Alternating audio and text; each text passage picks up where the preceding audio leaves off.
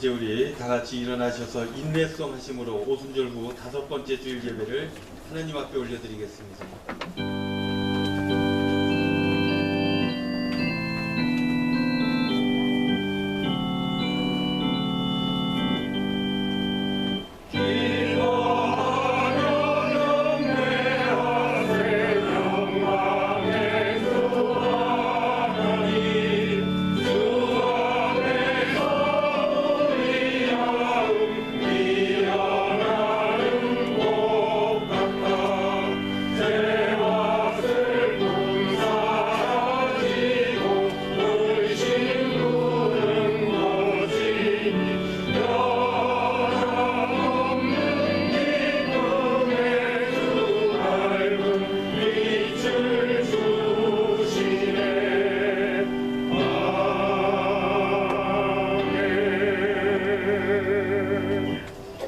아버지께 참되게 예배하는 자들은 영과 진리로 예배할 때가 오나니 곧 이때라.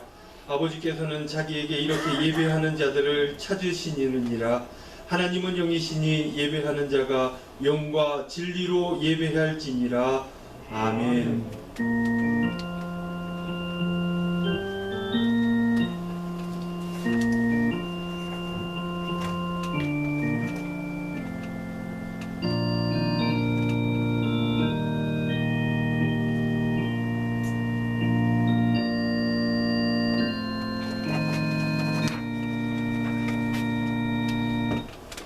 은혜로우신 아버지 하나님, 저희들 교회에 오지 못했던 3주간도 우리 하나님께서 저희들 지켜주시고 동행하여 주신 그 은혜에 이 시간 감사를 드립니다. 오늘 주의 백성들 이렇게 모여서 오직 하나님께 예배하오니 저희들의 이 예배를 우리 주님 받아주시고 오늘 이 시간도 큰 은혜를 허락하여 주시옵소서. 예수님의 이름으로 기도하오며 이 시간 저희들의 죄와 허물을 회개하는 마음으로 하나님께 나아갑니다.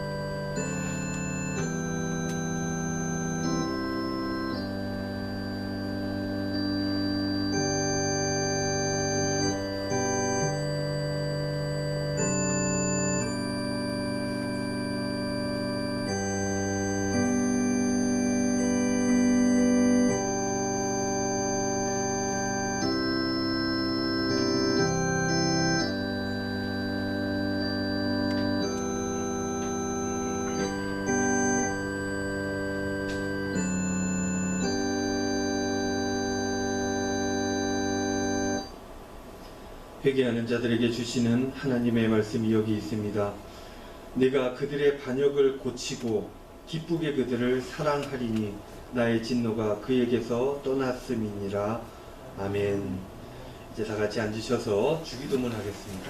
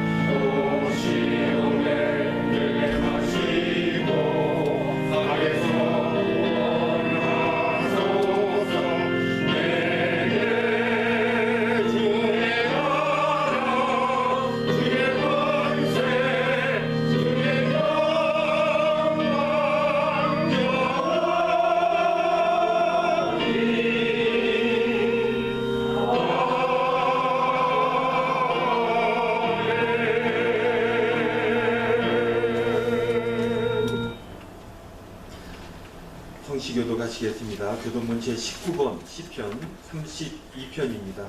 교독합니다. 허물의 사함을 받고 자신의 죄가 가려진 자는 복이 있도다.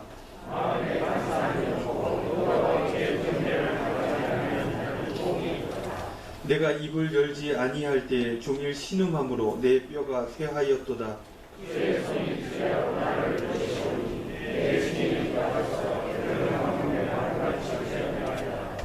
주께 내 죄를 아뢰고 내 죄악을 숨기지 아니하였더니 이로 말미암아 모든 경건한 자는 주를 만날 기회를 얻어서 주께 기도할지라.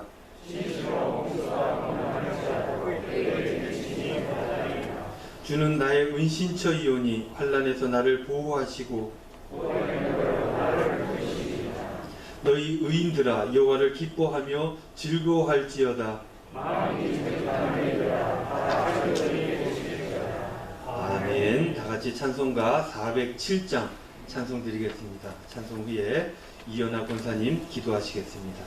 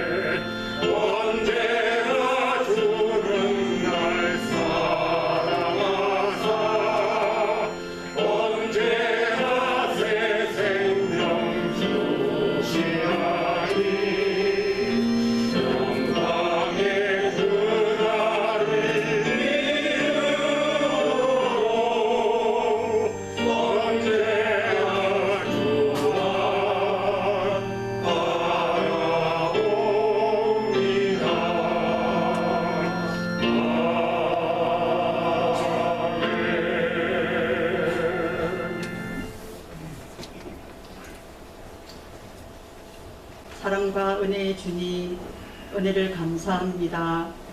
한 주간도 저희들을 지켜주시고 주님 전에 나와 주님 바라볼 수 있는 모든 여건을 허락해 주셔서 감사합니다. 시간은 덧없이 흘러 올 초의 다짐과 기도가 어제일 같은데 벌써 6월의 마지막 주일입니다. 시간은 가는데 믿음이 부족해 아직도 미뤄둔 일이 너무 많아 주님 부끄럽기만 합니다. 저희들은 부족하여 넘어지기 쉽습니다. 때론 저희들의 삶의 무게가 너무 힘겨워 그저 주저앉고 싶을 때도 있습니다. 주님, 언제나 저희들을 지키시고 동행하시는 분임을 고백하며 나아가게 하셔서 지금 보이지 않지만 만져지지 않지만 주님 예비해 두신 그 뜻과 길이 무엇인지를 몰라 암담하기까지 하지만 주님 우리와 동행하시는 주님임을 알게 하시고 그 믿음으로 서서 우리의 삶의 자리에서 주님의 뜻을 구하는 저희들 되게 인도하여 주시옵소서. 저희들의 마음이 항상 주님을 향하게 하시고 주님께서 허락하시는 모든 일들 앞에 늘 믿음으로 설 수 있는 저희들 되게 인도하여 주시옵소서. 주께서 허락하시는 은혜 가운데 서서 날마다 주님 기쁨으로 찬양하게 하시고 주님 말씀하신 그 말씀을 따르며 살아가려고 몸부림치는 저희들 되게 하여 주시옵소서. 고난과 슬픔을 기쁨으로 성화시키는 능력을 주시는 하나님, 코로나로 힘든 시기를 보내고 있습니다. 위기의 시기에 저희들의 모습을 성찰하고 본질이 무엇인지를 돌아볼 수 있는 눈과 마음을 허락해 주셔서 이스라엘 역사에서 가장 어두웠던 바벨론 포로 시기 때 성전이 무너지고 나서야 하나님은 성전 안에만 계신 것이 아니라 모든 곳에서 함께 하신다는 것을 안 것처럼 성전이 아닌 말씀에 집중하게 된 이들이 포로 시기 동안 기록한 성경은 구약 성경의 많은 부분을 차지하게 된 것처럼 포로로 잡혀 천대받고 희망도 없는 것처럼 보이지만 그럴 때 하나님을 향한 찬양이 나오게 되고 그 찬양은 그가 찔림은 우리의 허물 때문이요 그가 상함은 우리 죄악 때문이라 라며 고난받는 종의 노래가 나온 것처럼 이 위기의 시기에 연합하여 기도하게 하시고 언강교회 위에 늘 성령 충만의 은혜를 허락하시고 저희들의 모든 일들이 선한 행실의 증거가 있어 혹은 자녀를 양육하며 혹은 나그네를 대접하며 혹은 성도들의 발을 씻으며 혹은 환난 겪는 자들을 구제하며 혹은 모든 선한 일을 향하고 감당해낼 수 있도록 인도하여 주시고 주의 말씀 들고 주님 앞에 서 있다는 것 바라보게 하셔서 우리의 말과 행실을 늘 바로잡을 수 있도록 주님 지켜주시고 주님 만지시고 운행하셔서 성령의 역사가 늘 현존하는 은광이 될 수 있도록 주님 역사해 주시옵소서. 늘 주님께 영광 돌리는 삶 살 수 있도록 주님 인도하여 주시옵소서. 무더운 여름입니다. 더위에 건강 잃지 않도록 연로하신 분들을 지켜주시고 항상 보이지 않게 봉사하시는 귀한 분들의 건강과 믿음 또한 지켜주시옵소서. 코로나로 여러 가지 사정으로 교회에 참석하지 못하시는 분들과 환우 중에 있는 분들에게도 주님께서 만져주시고 회복시켜 주시옵소서. 말씀 전하실 목사님께 은혜를 더하여 주시고 저희들도 아로새기는 귀한 시간 되게 인도하시고 늘 교회를 위해 애쓰시는 사모님, 부목사님께도 영육간의 강건함 주시고 계획하고 행하시는 모든 일들 위해 성령 하나님 늘 함께하여 주시옵소서. 부족한 것으로 주님 앞에 나아갈 때 주님 채워주시는 은혜의 주님임을 알게 하셔서 주님 한 분만 바라보는 이 시간을 통해서 우리의 영과 육이 회복되는 은혜 가운데 세워주시옵소서. 주님 사랑합니다. 우리 주 예수 그리스도 이름으로 기도합니다. 아멘.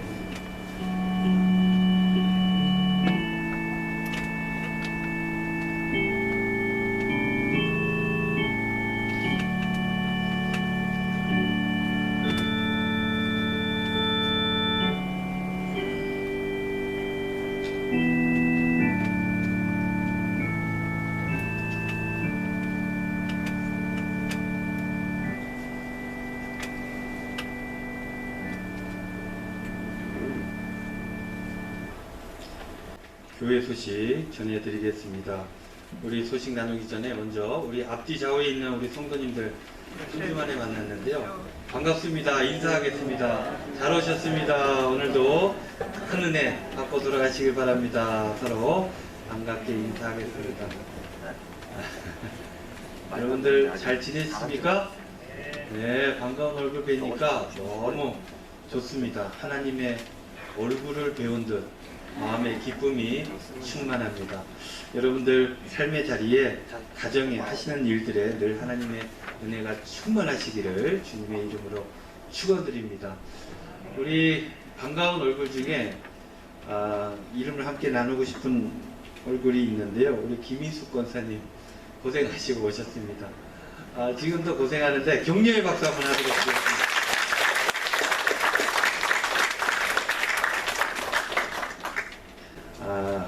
고생 많이 하시죠. 약 먹는 것도 그렇고 하는데, 그래도 오늘 얼굴 뵙고 생각보다 얼굴이 나쁘지 않다 싶어서 참 고맙고 감사한 마음이 들었습니다.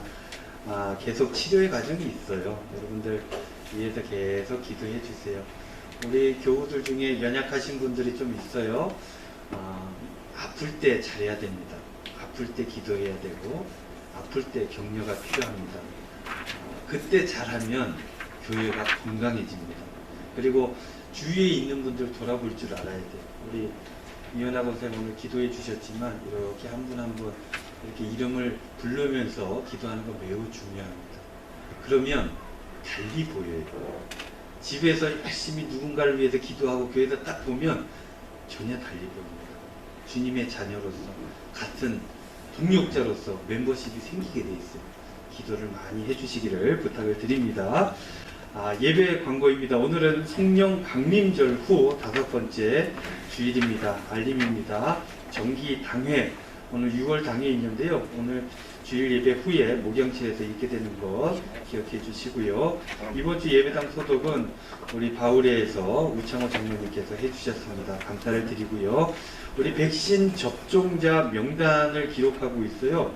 여러분들 오시다가도 보셨겠지만 나가실 때 보세요. 저기 용지가 친교실 테이블에 부착이 돼 3군데 있어요. 거기에다가 내 1차 며칠 날 맞았는지 이게 정확하지 않아도 돼요. 비슷하기만 해도 돼요. 날짜를 적어주시고 2차 언제 맞았는지 적어주시고 2차를 안 맞으신 분은 언제 예정인지 혹시나 알면 적어주시기를 부탁을 드리겠습니다. 왜냐하면 7월 되면 이 인원이 우리 1.5단계 30%에서 제외가 되게 돼 있어요. 그래서 파악하고 있어야 또 방역당국에서 문의를 할 때 우리가 자료를 제출할 수 있게 됩니다. 그래서 나가시면서 맞으신 분들은 꼭 적어주시고 가시면 감사하겠습니다. 특별 찬송 광고입니다. 다음 주는 우리 시무 권사님들 작성하시고 동정입니다. 우리 축하해야 될 소식이 하나 있죠. 박윤선 양 누구냐면요. 8구역의 박성원 장로님, 임경일 권사님의 장녀 되십니다. 이제 장인어른 장모 되시는 거예요. 네. 우리 첫째 장녀 박윤선 양하고 우리 정재열 군하고 인터불고에서 7월 10일 다음 주 토요일이죠. 오후 1시에 결혼식이 있게 되는데요. 여러분들 많이 축하해 주시고 격려해 주시기를 부탁을 드립니다. 여러분 홈페이지에 들어가면 이 광고가 나와 있고 모바일 청첩장도 거기 링크를 걸어 놨습니다. 한 번씩 보시고 위에서 기도해 주시기를 부탁을 드리겠습니다. 교회 미화 광고입니다. 오늘은 동부북부 경산에서 해주시고요. 다음 주에는 달서구에서 교회 미화 담당해 주시겠습니다. 그리고 이제 6월 마지막 주잖아요. 다음 주면은 7월이에요. 그래서 7월달 안내위원, 헌금위원, 개수위원 여러분들 이름 있는지 체크해 주시고 예배를 위해 헌신하고 봉사해 주시기를 부탁을 드리겠습니다. 여러분들 다른 광고 없으시면 이제 다 같이 일어나셔서 찬송가 50장 1절 찬송하면서 하나님 앞에 봉헌하겠습니다.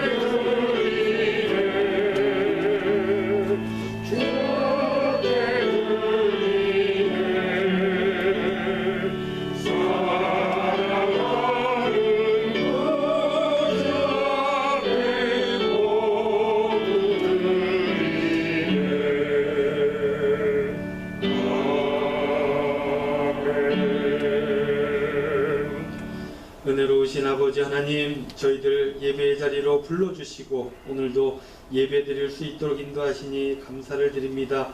예배 순서에 맞추어 저희들 예물을 정성껏 하나님 앞에 올려드립니다. 그동안 드리지 못했던 11조, 감사헌금, 월정헌금, 건축, 선교 여러 가지 제목들을 가지고 하나님 앞에 예물을 올려드리오니 주님께서 받아주시고 귀하게 쓰임받을 수 있도록 인도하여 주시옵소서. 그리하여서 우리 주님의 몸된 교회 은광교회가 든든하게 서가게 하여 주시고 우리 은광교회를 통해서 많은 이들이 온전하게 세움을 받을 수 있도록 주님 인도하여 주시옵소서. 부족한 중에 오늘도 간절히 기도하옵기는 우리 사랑하는 성도님들의 삶을 주님 기억하여 주시고 만져주시고 이끌어 주시옵소서. 선한 길로 인도하여 주시옵소서. 무엇보다도 우리 성도님들 몸이 건강할 수 있도록 주님께서 축복하여 주시고 그 마음도 어려워지지 않도록 기쁨이 충만할 수 있도록 주님께서 은총을 베풀어 주시옵소서. 살아가면서 힘들고 어려운 건 많이 있을 줄로 압니다. 그러나 원망하는 마음이 아니라 주님의 은혜를 기억하면서 그 은혜에 감사하면서 오히려 힘들고 어려운 가운데서 찬송하며 기쁨으로 살아갈 수 있도록 은총을 더하여 주시옵소서. 그래서 저희들 이 땅에 살아가면서도 천국과 같은 삶을, 기쁨의 삶을 살아가기에 부족함이 없도록 주님께서 은총 베풀어 주시옵소서. 아버지 하나님, 우리의 삶의 자리에 신앙이 떨어지지 않는 그 역사가 있게 하여 주시고 늘 주님과 동행하는 일들이 나타나게 하여 주시옵소서. 우리의 자녀들 어디 있든지 무엇을 하든지 주님 기억하여 주시고 어디 있든지 주님 함께 하여 주심으로 주님 천사를 보내주시어 저들과 함께 하여 주심으로 말미암아 어려움 당치 않게 하여 주시고 어려움이 있어도 넉넉히 이기는 놀라운 역사가 저들에게 나타날 수 있도록 축복하여 주시옵소서. 우리 가정에 주신 기업들 주님께서 꼭 붙들어 주시고 어려움이 있더라도 넉넉히 이겨낼 수 있도록 은총을 베풀어 주시옵소서. 한 주간도 우리의 삶의 자리에 기쁨이 충만하게 하여 주시고 말씀으로 인한 믿음의 결단이 강건하여서 한 주간도 힘있게 살아갈 수 있도록 축복하여 주시옵소서. 감사드리며 예수님의 이름으로 기도하옵나이다. 아멘.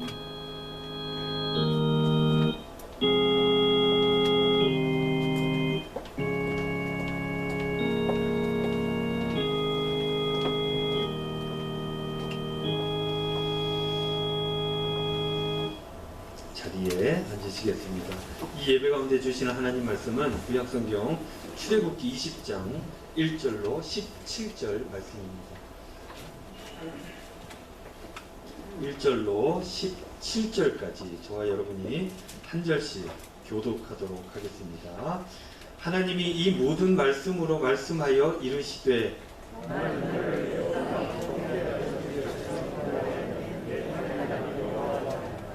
너는 나 외에는 다른 신들을 내게 두지 말라.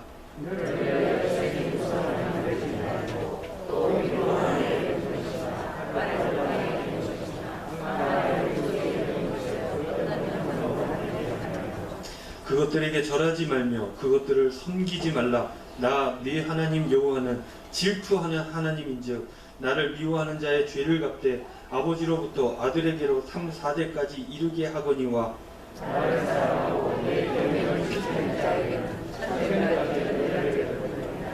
너는 네 하나님 여호와의 이름을 망령되게 부르지 말라.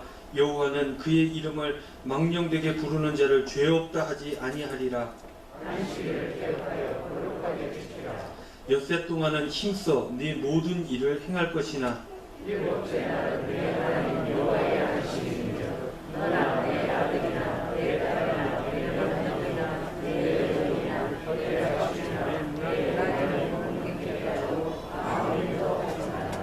이는 엿새 동안에 나 여호와가 하늘과 땅과 바다와 그 가운데 모든 것을 만들고 일곱째 날에 쉬었음이라.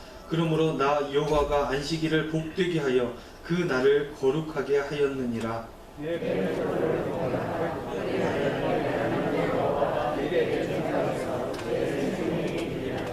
살인하지 말라.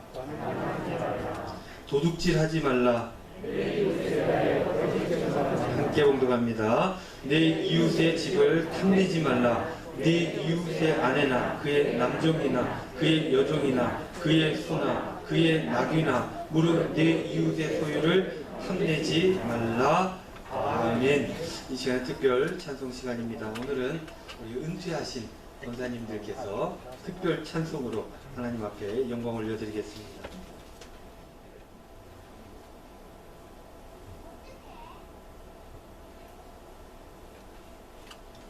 이 가사는 저희들이 주님께 드리는 신앙 고백인 것 같습니다. 3장은 다 같이 불러주시기 바랍니다.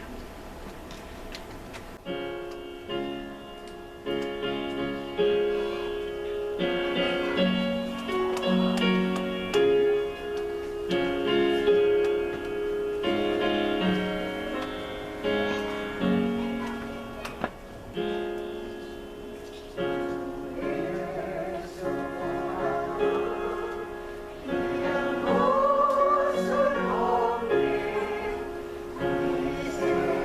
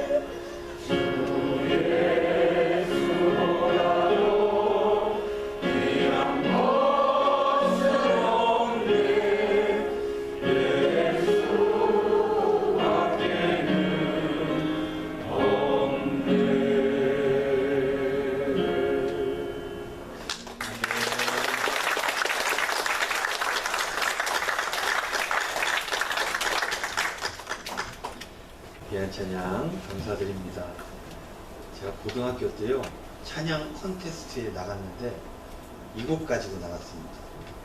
네, 그때는 찬송가 102장이었는데 오늘은 94장이 됩니다. 음도 한 옥타브 안 낮추시고 훌륭하십니다. 우리 권사님들 사랑하고 축복합니다. 우리 권사님들 내내 건강하게 교회를 위해서 기도해 달라고, 그리고 하나님 앞에 온전한 삶을 살게 해달라고 여러분들 격려의 박수 부탁드립니다. 나는 우리 은퇴하신 권사님도 얼굴만 봐서 행복해요. 이렇게 늘 이렇게 사랑해 주시고 축복해 주시고 기도해 주셔서 얼굴만 봐도 힘이 납니다. 늘 감사를 드리고 내내 강건하게 우리와 함께 신앙생활 하시고 신앙으로 잘 이끌어 주시기를 부탁을 드리겠습니다. 여러분들 오늘 출애굽기 여전히 보게 됩니다. 드디어 오늘 십계명까지 왔습니다. 여러분 하나님께서는요 시내산으로 이스라엘 백성들을 이끌고 가셨어요. 출애굽하면서 가나안 땅으로 바로 들어간 게 아니라 시내산으로 쭉 끌고 내려오셨다는 거죠. 그곳에서 하나님께서는 그들과 계약 맺기를 원하셨습니다. 19장 우리가 지지난주까지 봤지 않습니까? 19장에 보면 이제 계약을 맺기 위한 준비 단계들이 쭉 이렇게 나타나게 되죠. 서로 합의가 있었던 것입니다. 그래서 계약을 맺게 되는데 계약의 조건이 있어요. 이 10계명 이것은 시내산 계명은 쌍무적인 서로 간의 의무사항을 다해야 되는 계약인데 그 의무사항 중에 이스라엘 백성들이 이 계명을 깨지 않으려면 뭘 해야 되냐면 하나님의 법도를 지켜야 되는 거예요. 그러면 그 법도가 무엇이냐? 바로 오늘 본문 말씀에 나오는 10계명 내용인 것입니다. 이 계명을 잘 지켜야지 하나님과의 계약이 유지가 될 수 있는 것이고 거룩한 백성, 구별된 백성으로서 특별하게 저들이 살아갈 수 있게 되는 것이었습니다. 오늘 이 10계명을 저는 하나님의 법이다라고 제목을 붙였어요. 왜 이렇게 제목을 붙였냐면요. 이 법이 누구도 그 이해관계 안에 들어가 있지 않았기 때문에 하나님의 법이다라고 제목을 붙일 수 있게 되는 것입니다. 여러분들 뉴스 보면은 국회에서 법을 정하잖아요. 법을 내놓고 그것들을 이제 시행시키고 하는 건데 이 법이 하나가 추가되려면 얼마나 많은 이건들이 들어가는지 너무나 잘 알지 않습니까? 요즘 그 병원 내 CCTV 같은 경우도 민주당과 국민의힘이 여러 이야기들을 하잖아요. 그런데 한 가지가 의사들의 어떤 그 의견들을 무시할 수가 없는 거예요. 그래서 이게 통과가 어렵습니다. 옳다 그르다의 얘기가 아니라 법이라고 하는 게 제정되는 것은 이렇게 서로 간에 어떤 상관관계 속에서 힘의 역학관계 속에서 만들어진다라는 거예요. 그런데 이스라엘 백성들에게 주신 이 법은 그런 이해관계가 하나도 없었다는 것입니다. 하나님께서 모세만 불렀어요. 모세만 불러서 다른 사람들은 경계를 쫙 정했어요. 아무도 들어오지 못하게 경계를 정해놓고 모세만 시내산으로 불러서 모세를 통해서 하나님께서 법을 전달해 주셨다는 것입니다. 그렇기 때문에 그 어떤 이권도 들어가 있지 않았다는 거예요. 그러니 이 법은 어떤 법이냐면 하나님의 법이었다라는 것입니다. 생명을 창조하시고 생명들을 사랑하신 하나님의 뜻만 있기 때문에 이 십계명, 이 율법은 곧 하나님의 법이 되는 것이고 그래서 이 하나님의 법에 의해서 이 계약이 유지가 된다라고 볼 수 있는 것입니다. 그래서 오늘 제목을 하나님의 법 이렇게 붙여본 것입니다. 이 하나님의 법을 잘 지키면 그렇게 살아가면 저들은 하나님의 백성으로 구별된 삶을 살아갈 수 있게 되는 것입니다. 그 하나님의 법 어떤 것인지 우리는 십계명을 통해서 너무나 잘 알 수 있게 되죠. 그 십계명의 요지를 왜 이런 것들이 만들어졌나 너무나 간단한 설명들이지만 간단하게 한번 살펴보기를 원합니다. 십계명을 근거로 수천 수백 개의 수만 개의 법들이 만들어지게 되죠. 그래서 십계명은 매우 중요한데요. 이 십계명은 우리가 잘 알듯이 두 가지로 나누어서 이해할 수가 있게 됩니다. 첫 번째는요, 하나님과 사람과의 관계 속에서의 법입니다. 두 번째는 사람과의 관계 속에서의 법이에요. 이 두 가지로 나눌 수 있는데 첫 번째 하나님에 관한 법은 1부터 4계명까지 나타나게 되고 인간끼리 사람들과의 관계는 5계명부터 10계명까지 나타나게 되는 것입니다. 오늘은요 1에서 4계명까지 한번 살펴보기를 원합니다. 여러분들 10계명 다 외우십니까?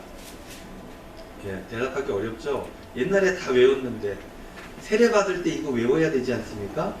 요즘은 세례 받을 때 안 외워요. 근데 옛날에 세례 받을 때는 10계명, 사도신경, 주기도문 이거 다 외워야지만 할 수 있었던 거예요. 그래서 외워야지만 세례 받을 수 있습니다. 왜냐면 그만큼 중요하기 때문이에요. 근데 이 내용을 다 외우지 못한다 할지라도 상관없습니다.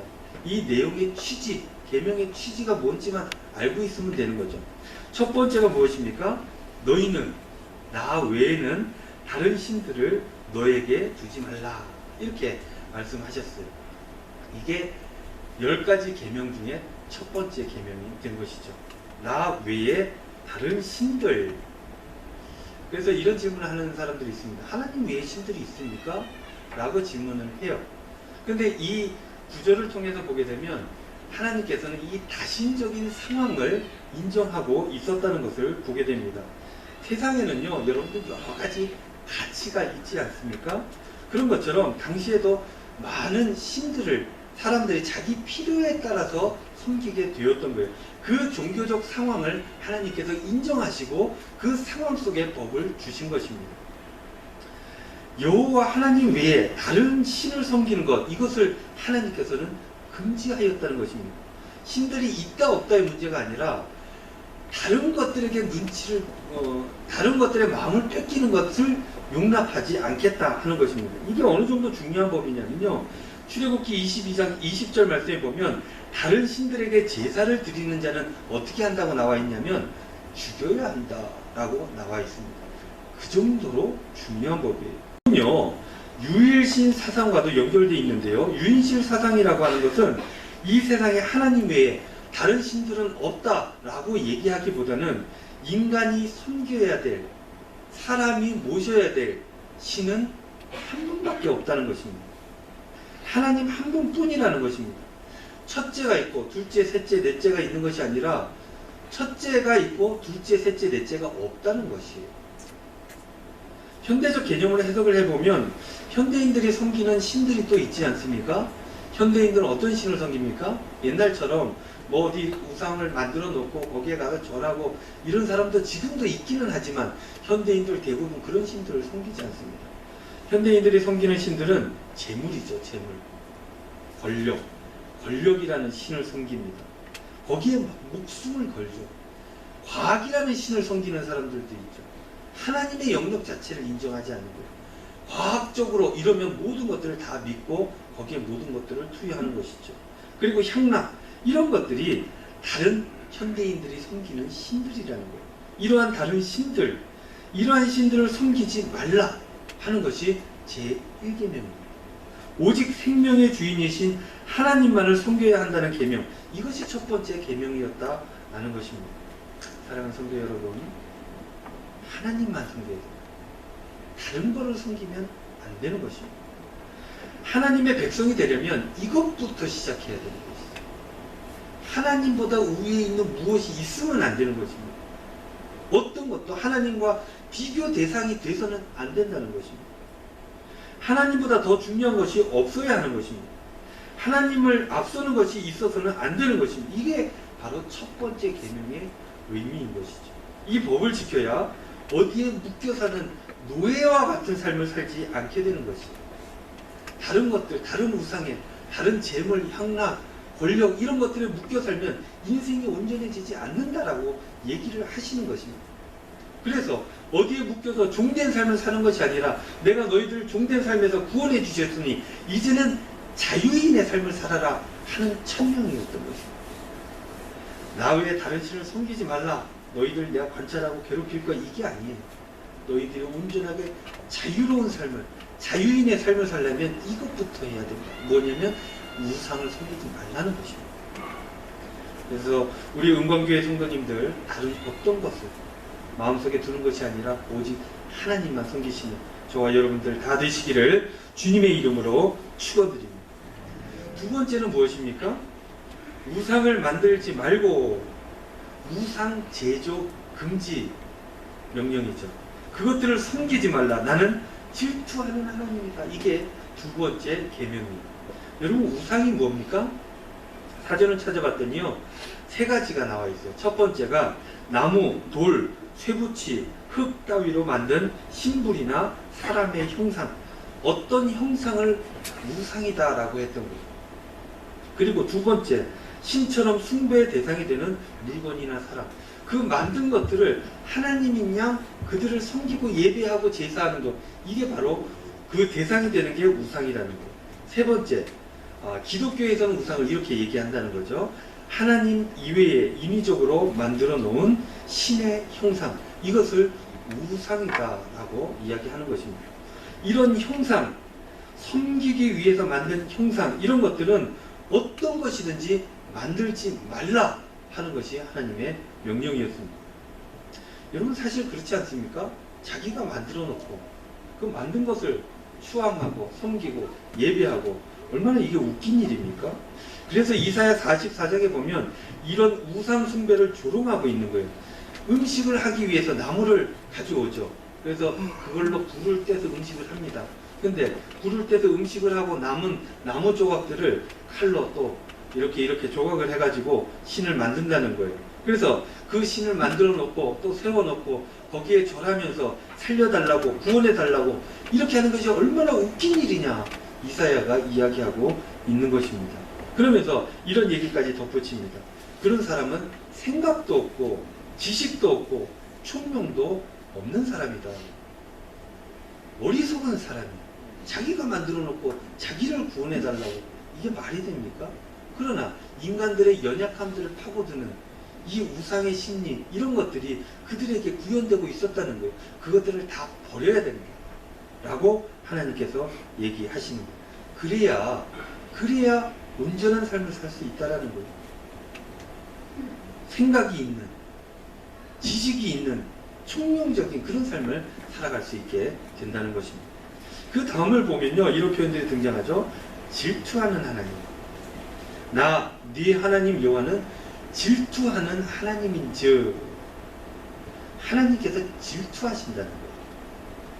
이 표현들 여러분들 어떻게 받아들이십니까? 저는요, 주일학교 다닐 때 이걸 쉽게 말하면 막 외우잖아요. 외우는데 내 하나님은 질투하는 하나님인지, 하나님께서 질투를 하신다? 어린 마음에 굉장히 고민스러웠습니다. 천지를 창조하시고 온 세상을 다스리시며 이끌어주시는 그 하나님께서 이스라엘 백성들에게 질투를 하신다? 주일학생인 저는 이해가 안 됐던 것이죠. 이 질투라고 하는 것은 그때 저에게 굉장히 부정적인 감정이라고 여겨졌던 거죠. 근데 이 부정적인 감정과 선하디 선한 하나님과의 이 매치가 안 되는 거예요. 어린 마음에도. 이게 뭔가 이상하다라는 생각들을 하게 되었던 것이죠. 그런데 왜 이런 표현들이 들어가 있겠습니까? 여러분들 질투를 하십니까? 하십니까? 어떨 때 하십니까? 누구에게 하십니까? 사랑하는 사람. 맞아요.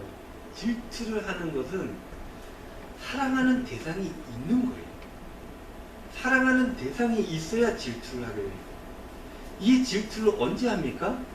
그 사랑하는 대상이 나보다 다른 사람을 더 좋아할 때, 다른 것들을 더 귀하게 여길 때, 이 마음속에서 불편한 기색이 막 올라오게 되는 거죠. 그럴 때 질투를 느끼는 것입니다. 질투는 한마디로 사랑하는 사람에게 느끼는 감정인 것입니다. 그렇다면 신이 인간에게 질투한다는 것은 무슨 말입니까? 너무너무 사랑한다는 것입니다. 신이 인간을 너무너무 이렇게 사랑하는 신이 여러분들 책에서 어디 누군가에게 들어본 적이나 본 적이 있습니까? 없습니다. 신이 인간을 질투할 만큼 이렇게 사랑하는 신은 우리 하나님밖에 없다는 거예요. 그래서 제가 주일학교 졸업하고 나중에 신학교 가서 알게 되었던 것이죠. 질투한다는 표현은 자기 백성을 향한 하나님의 열렬하신 그 사랑의 표현이었구나 하는 것들을 깨달아 알게 되었던 것입니다. 여러분, 우리 하나님께서는요, 이런 분이에요. 여러분들에게 질투하십니다. 딴 데 마음을 쓰고 이러면 마음이 막 불편해 하신다. 하나님께서. 왜냐? 여러분들을 너무 사랑하신다는 거예요. 다른 거 만들어서 섬기는 일, 다른 데 한물 파는 일, 쓸데없이 돈과 시간을 낭비하는 그 일들, 그런 것들을 보면 하나님께서 너무너무 안타까워하시는 거예요. 저렇게 하면 안 되는데, 저렇게 하면 나중에 실패하는데, 저렇게 하면 나중에 넘어지는데, 절망하는데, 망하게 되는데, 저렇게 하면 안 되는데 너무나 안타까워하시는 것입니다. 속상해 하신다는 거예요. 사랑하는 성도 여러분, 하나님께 여러분들 마음을 두시기를 바랍니다. 그 마음을 딴 데 두시면 안 돼요. 그러면 하나님께서도 힘들고 여러분들도 실패하게 되는 것입니다. 다른 것에 인생을 허비하는 것이 아니라 참된 하나님의 사랑에, 그리고 생명을 위한 그 마음의 에너지를 쓰셔야 할 것입니다. 그렇지 않을 때 우리 하나님께서 질투하시는 거예요. 하나님의 이러한 사랑에 여러분들 응답하시면서 그 하나님의 의도대로 복된 삶을 살아가시는 저와 여러분들 되시기를 바랍니다. 그럼 세 번째는 무엇입니까? 하나님의 이름을 망령되게 일컫지 말라, 부르지 말라. 신성 모독 금지 규정입니다. 망령되게 부르지 말라. NIV 성경을 찾아봤더니요, 하지 말라는 게 misuse라는 단어를 사용했어요. 그러니까 하나님의 이름을 남용하지 말라는 거예요. 하나님의 이름을 오용하지 말고 나의 이득을 위해서 하나님의 이름을 악용하지 말라라는 그런 규정인 것입니다. 고대 이스라엘, 그들의 삶의 자리와 지금 우리 한반도의 삶의 자리는 굉장히 비슷한 점이 많습니다. 제가 언제 한번 이런 것들을 연구해가지고 기회가 되면 논문을 써볼까 하는 생각들이 오래전부터 있었는데 너무나 비슷합니다. 그 중에 한 가지인데요. 우리도 아버지의 이름을 물으면은 함부로 뭐뭐다라고 얘기하지 않아요. 그럼 어떻게 얘기합니까? 누군가 저에게 아버지 이름이 어떻게 되냐 그러면 저는 그렇게 얘기하죠. 유자, 복자를 쓰십니다. 이렇게 얘기해요. 함부로 이름을 막 부르지 않는다는 것입니다. 아버지를 욕되게 하는 것만큼 참을 수 없는 일이 없는 것. 굉장히 소중하게 여겨요. 그래서 우리 남자 성도님들은 다 어릴 때 누구 친구들이나 누구 나쁜 사람들이 아버지 욕하면 목숨을 걸고 싸우지 않습니까? 두드려 맞아도 내가 무조건 한 대는 때려야지 하고 싸움을 벌이는 게 바로 이런 일들이에요. 그래서 굉장히 그 상대방의 부모를 욕되게 하는 것은 굉장히 큰 일이에요. 그러니까 이 계명은 하나님의 이름을 절대로 함부로 써서는 안 된다라는 계명인 것입니다. 이런 겁니다. 하나님의 이름으로 상대에게 해를 끼쳐서는 안 된다는 거예요. 하나님의 이름을 빙자해서 자신의 허물, 죄 이런 것들을 스스로 감추거나 이래서는 안 된다는 거예요. 하나님의 이름으로 함부로 맹세해서도 안 된다는 겁니다. 그러니까 하나님 앞에 조심하라 라는 그런 계명입니다. 하나님의 이름, 곧 하나님의 존재 아닙니까? 이름은 곧 존재거든요. 그 존재 앞에서 경고망동하지 말고 두려운 마음을 가져야 된다는 거. 두려운 마음으로 조심하며 살아가라 하는 것입니다. 그것이 하나님에 대한 예의이고, 그리고 기독교인으로서 그런 예의를 지킬 때 온전한 삶이 되어지기 때문인 것입니다. 여러분, 그런데요, 현대 기독교인들은 이거 잘 못하는 것 같아요. 너무 겁이 없는 것 같습니다. 조심하지 않아요. 본인이 다 모든 걸 이루어 갈 것처럼, 하나님 없이도 다 자기 혼자 잘할 수 있는 것처럼, 하나님이 없어야 오히려 더 편하게 살 수 있는 것처럼 그렇게 여긴다는 거예요. 그래서 겁없이 행동하는 거예요. 조심하지 않는 거예요. 저는 그런 느낌이 들어요. 어린 아이가 있는데 부모가 원 없이 하고 싶은 것들을 다 하게, 원하는 걸 다 제공해주는 그런 삶의 자리 가운데서 아이가 부족함 없이 자라서 버릇이 없는 그런 아이 같은 느낌이 든다는 거예요. 여러분, 겁이 없으면 어떻게 되겠습니까? 겁이 없는 것은요, 안전을 크게 해칠 위험성이 높습니다. 두려움이라고 하는 것은 굉장히 부정적인 감정 같지만 인간 생존에는 꼭 필요한 감정이라는 거예요. 두려움은 인간 생존과 발전을 위해서 가장 기본적이고 우선순위가 높은 감정입니다. 이 두려움에 대한 대처는 이성적인 판단을 넘어섭니다. 더 빨리 반응하게 돼요. 그래야 살거든요. 원시시대에 두려운 감정들이 나타나야, 그래야 위험에다 빨리 즉각 대처해서 생존할 수 있기 때문인 것입니다. 그래서요, 여러분들 두려움을 느끼지 못하면 생존 확률이 그만큼 낮아지게 된다는 이야기인 것입니다. 두려움, 함부로 하지 않는 어떤 것, 그것은 안전하고 온전한 삶의 필수 요건이라는 거예요. 하나님을 두려워하고 하나님으로 인해서 막 살아가지 않고 조심하고 안전한 삶의 자리를 찾아가고, 이런 것들은 사실 하나님을 위해서라기보다는 하나님께서 우리를 위해서 만드신 법이다 라는 것입니다. 사랑하는 성도 여러분, 안전하고 온전하게 여러분들 살기를 원하십니까? 그러면 하나님을 두려워해야 됩니다. 죄와 멀리할 수 있는 조심하는 삶의 태도를 가져야 한다는 것입니다. 우리를 너무나 하나님께서 사랑하신다고 해도 하나님을 그렇게 이름을 함부로 도용하고 사용하고 함부로 하나님께 대할 수 있는 그런 존재가 우리 하나님이 아니라는 거예요. 뿐만 아니라 우리의 안전을 위해서, 평안을 위해서도 하나님 앞에 조심하며 살아가야 한다는 것입니다. 온전한 삶을 위해서 여러분들 하나님을 두려워하며 하나님 앞에 조심하며 살아가시는 저와 여러분들 되시기를 바랍니다. 마지막으로 네 번째, 안식일을 기억하여 거룩히 지키라. 우리는요, 이 안식일의 정신을 주일로 이끌어와서 지키고 있어요. 예수님께서 주일날 부활했지 않습니까? 그 주일을 우리가 지키는 거예요. 이 안식일법은요, 두 가지 의미가 담겨져 있는데요. 그 첫 번째는 노동으로부터의 해방이고, 그 두 번째는 하나님에 대한 섬김입니다. 그래서 이 주일날, 안식일날 예배를 하는 것입니다. 근데 여러분들 질문을 하나 드리도록 하겠습니다. 여러분들 일하기 위해 쉬십니까?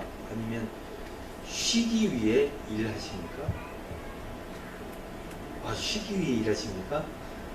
네, 저도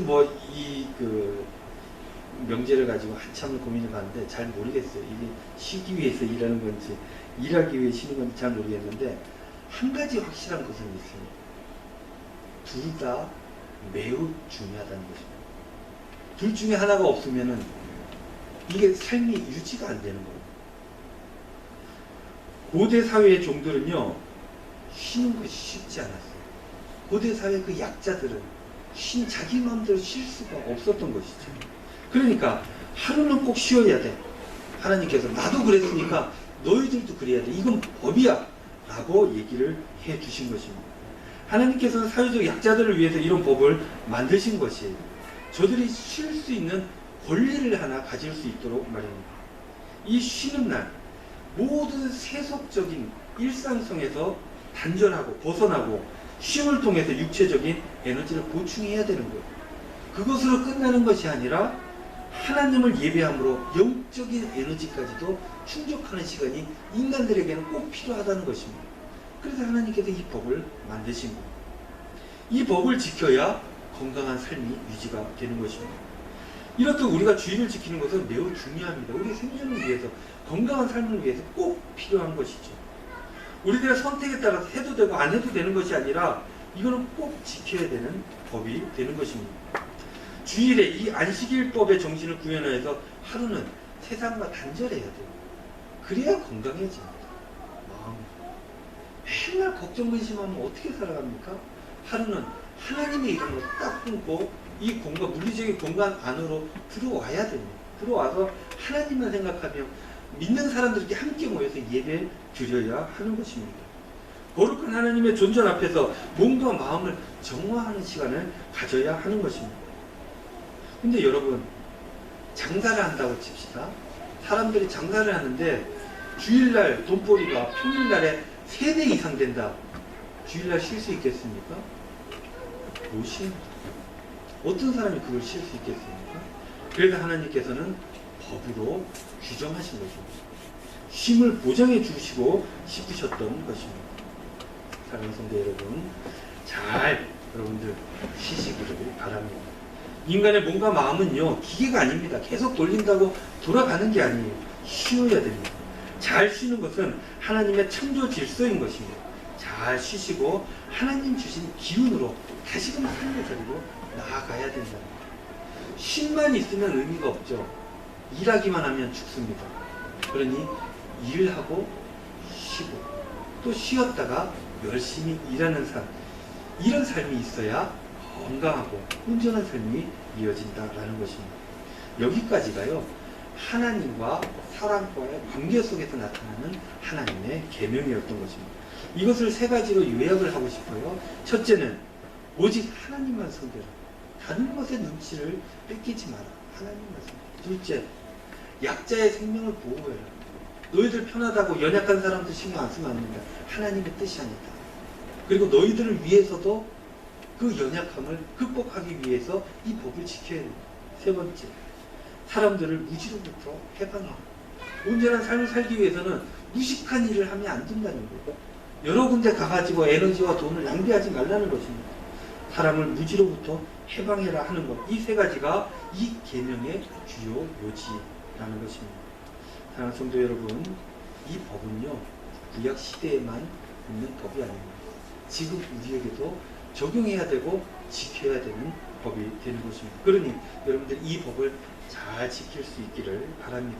이 법들은요, 처음부터 사람들을 위해서, 우리를 위해서, 여러분들을 위해서 만들어진 그 법이었던 것입니다.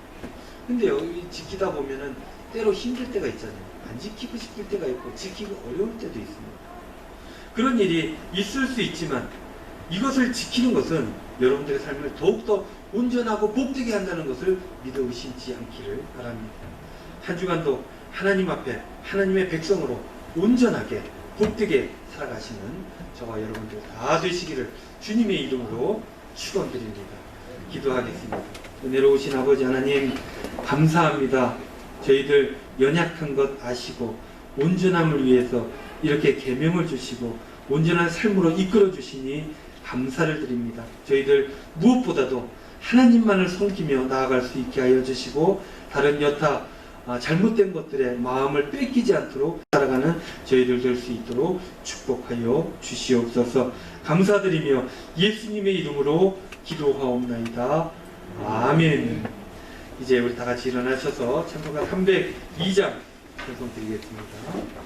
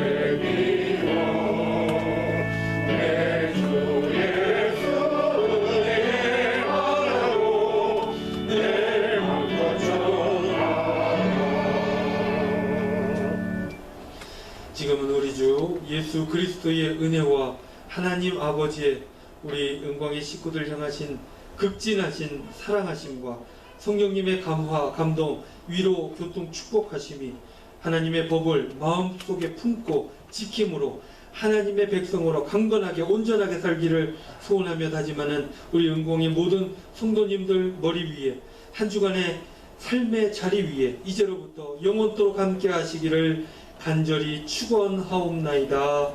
아멘.